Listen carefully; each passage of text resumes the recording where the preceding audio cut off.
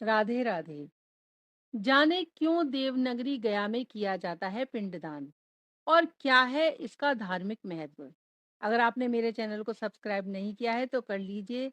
Video बहुत अच्छी है, एंड तक देखिए और कमेंट बॉक्स में जय श्री राधे जरूर लिख दीजिए। धर्म ग्रंथों में निहित है कि चिरकाल में गयासुर नाम का एक असुर था और वह जगत के पालनहार भगवान विष्णु का परम भक्त था। गयासुर ने अपने तप से भगवान विष्णु को प्रसन्न कर लिया था और देवताओं से भी अधिक पवित्र होने का वरदान उसने पा लिया था। ऐसा कहा जाता है कि तत्कालीन समय में गयासुर के दर्शन मात्र से व्यक्ति के सभी पाप मिट जाते थे। सनातन धर्म में पितृपक्ष के विशेष महत्व है और यह धार्मिक पर्व हर वर्ष अश्विनी माह के कृष्ण पक्ष को मनाया जाता है।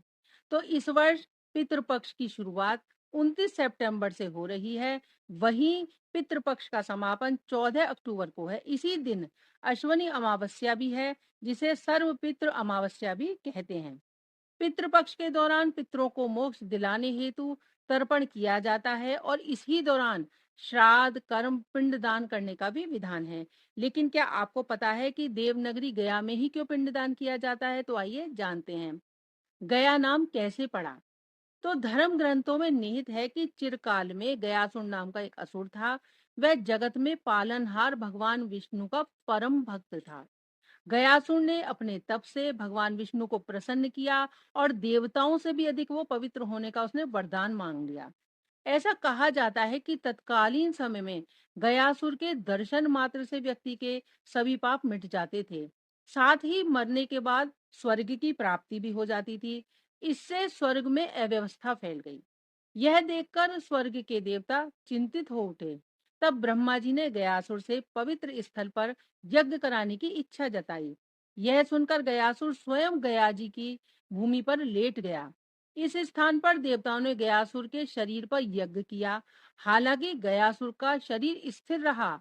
यह जान सभी भगवान विष्णु के पास गए और गयासुर की भक्ति से मुक्ति दिलाने की उन्होंने इच्छा जताई। जब भगवान विष्णु जी गयासुर के शरीर पर विराजमान हो गए तो उसे उससे भी गयासुर विचलित नहीं हुआ, क्योंकि उसकी भगवान में सच्ची निष्ठा थी।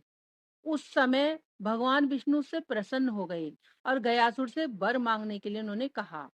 यह सुनकर गयासुर बोला, आप अनंत काल तक इस स्थान पर विराजमान रहें। यह सुनकर भगवान विष्णु भाव विभोर हो गए।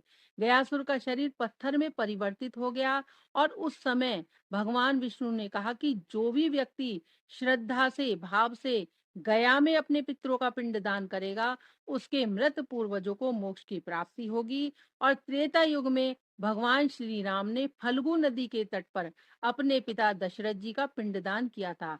अतः कालांतर से गया में पितरों का पिंडदान किया जाता है। शास्त्रों में कहा गया है कि अगर हम अपने पितरों का पिंडदान एक बार गया जी में कराते हैं तो हमें श्राद्ध करने की भी आवश्यकता नहीं रहती। जय श्री राधे।